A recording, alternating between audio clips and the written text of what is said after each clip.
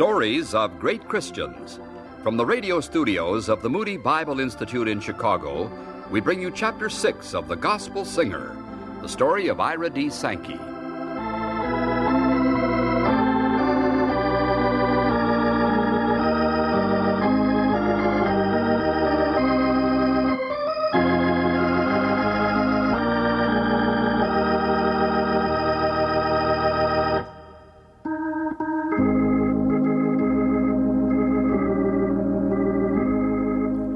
I was faced with a dilemma.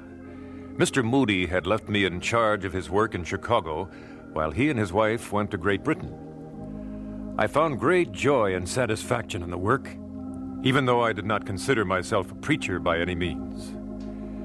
Shortly before Mr. Moody returned, a very famous singer named Philip Phillips asked me to join him in his work. It was an attractive offer in several ways: association with an outstanding musician, work with a contract and a regular salary, the kind of security I'd left in Pennsylvania when I joined Mr. Moody. And then Mr. Moody returned, jubilant, enthusiastic, eager to return to England immediately. And furthermore, he wanted me to accompany him.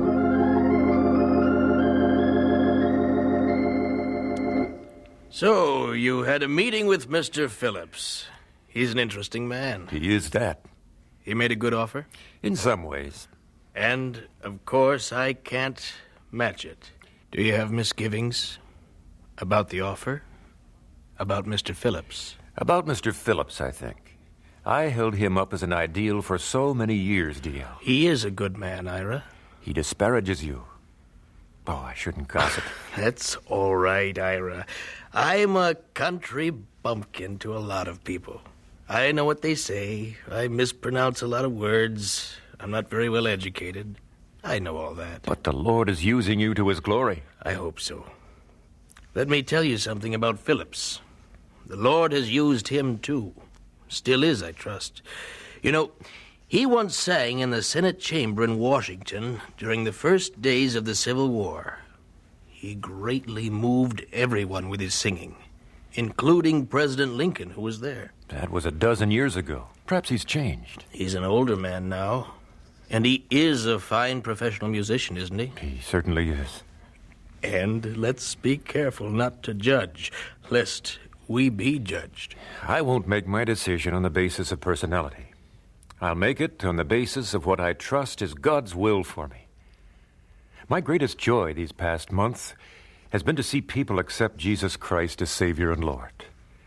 If my singing helps men and women and children decide for Jesus, then that's how I want to use my talent. Sounds to me as though you've thought a long time about this. Prayed a long time, D.L. And it seems to me that you have come to a decision. You will go to England with me? Yes. Yes.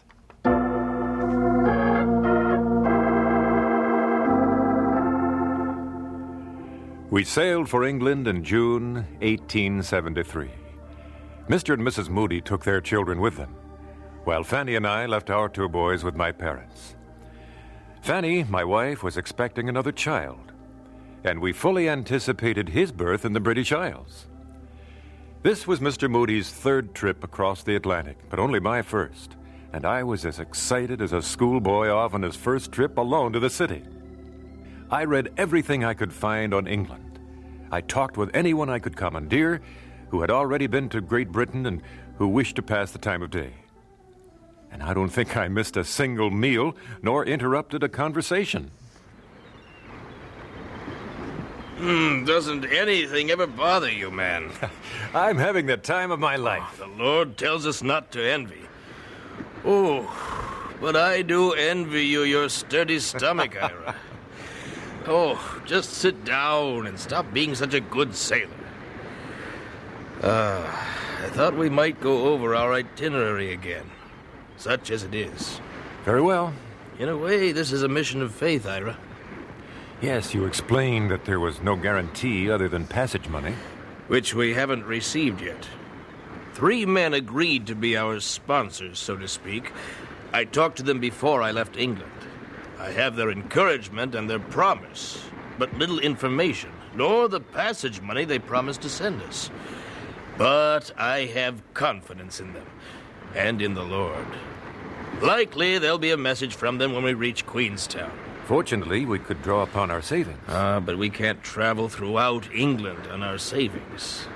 They are fine men, those three. Let me tell you about them. Cuthbert Bainbridge. Well, he's a Wesleyan, a merchant from Newcastle on Tyne. Henry Bewley is an evangelist.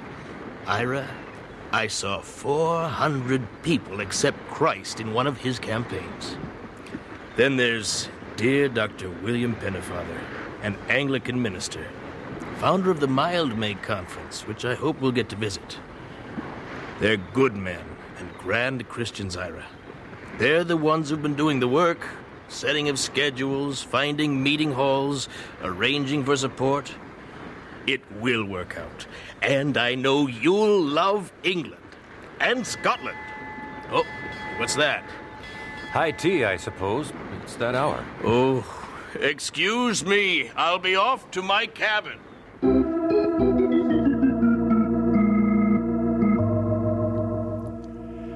After Sandy Hook, I didn't see very much of Mr. Moody.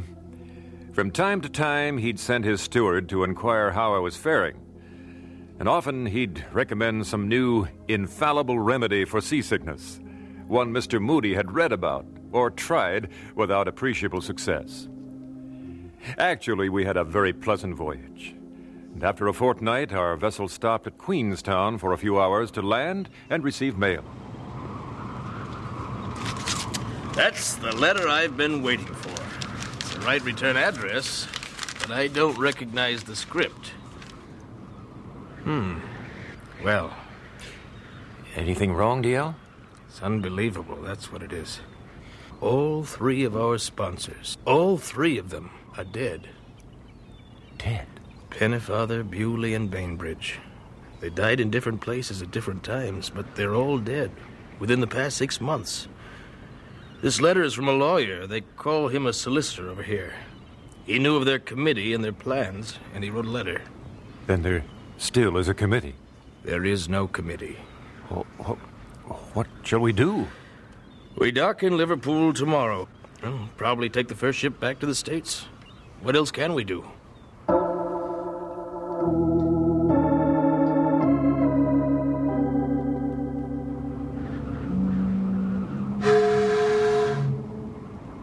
Ira, we must disembark.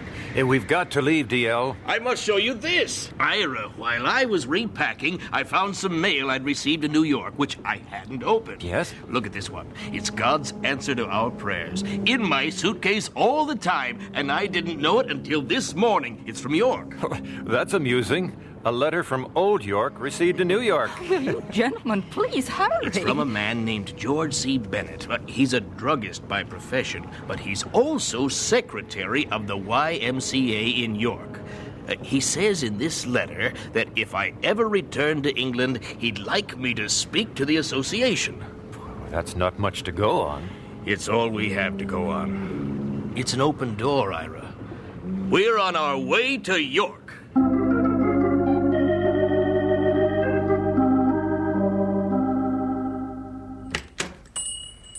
Come in, gentlemen. May I serve you? Mr. Moody, how good to see you again. This must be Mr. Sankey of whom we spoke. And it's good to see you again. Yes, this is Sankey. Well, Ira How do you Sankey. do? What brings you to York? Your letter, sir. Your invitation. My invitation? Oh, my. Well, you said that if we came to England, you'd like us to speak to your YMCA. Yes, but I think there's been some misunderstanding, perhaps. Well, what is it, Mr. Bennett? Well, I truly didn't expect you to take me up on it so soon, you see. I suppose I wrote the letter on a bit of a whim. Perhaps a bit later this year, after you've held your other meetings. We're quite free at the moment. You do have meetings at your YMCA during the summer? Oh, yes, of course. And the churches have not closed their doors? Oh, no, indeed. No. Then perhaps we might have the opportunity to preach and sing. Assuredly. Yes, forgive me, of course. I can't promise you a large crowd. That doesn't really matter, Mr. Bennett. Could a chapel be secured for a series of meetings? I'm sure we can get the independent chapel. Then, sir, would you be so kind as to do so? We'll just trust the Lord. Together.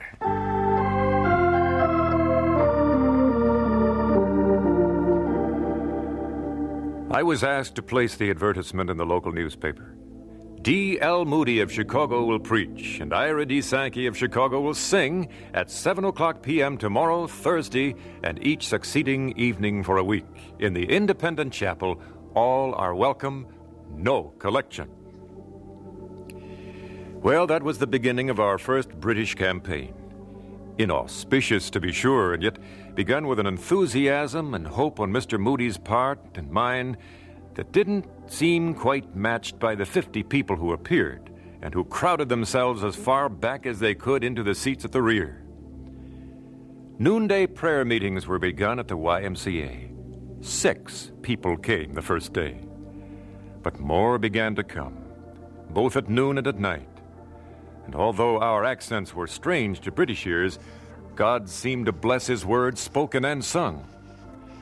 Before we could return to our homes across the Atlantic, we would have spent 2 years in Great Britain. And it began so simply and modestly in the city of York.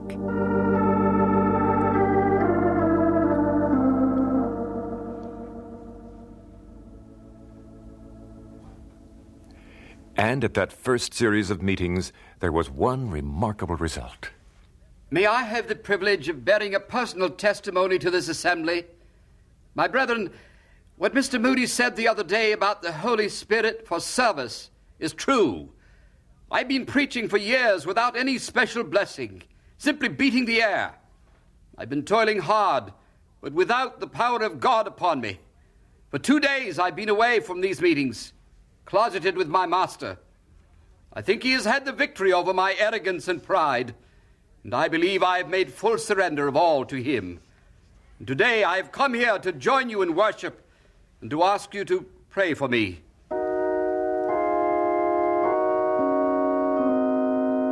That young Baptist preacher later visited us in America, and he himself became an eloquent preacher and teacher of the Bible, whose books are still read with profit. His name, F.B. Meyer. A few scattered invitations began to arrive, and with them new problems and misunderstandings. Example, we were asked to come to a seashore town, and immediately upon our arrival, we were met by a delegation of ministers. Mr. Moody, we'll come to the point as quickly as we can, unhappy though the situation may be. Yes, sir? We ministers here have reviewed the situation and have agreed that we must withdraw our invitation. Well, brothers, I guess that's your privilege. But I would like to know why. It's because of the penny collections. What are penny collections? Well, you see, we're not established church. We're free church people, and we receive no money from the government, so we appeal to the tourists, the visitors to our seashore, to help us. And only with their pennies, see?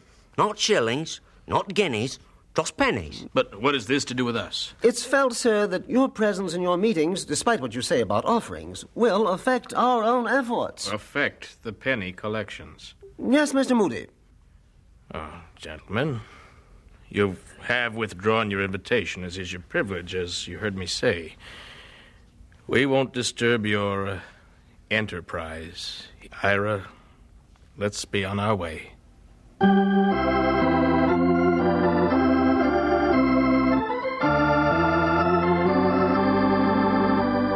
And so we conclude Chapter 6 of The Gospel Singer, the story of Ira Sankey. This is another in the series of Stories of Great Christians, produced by the Department of Broadcasting of the Moody Bible Institute in Chicago.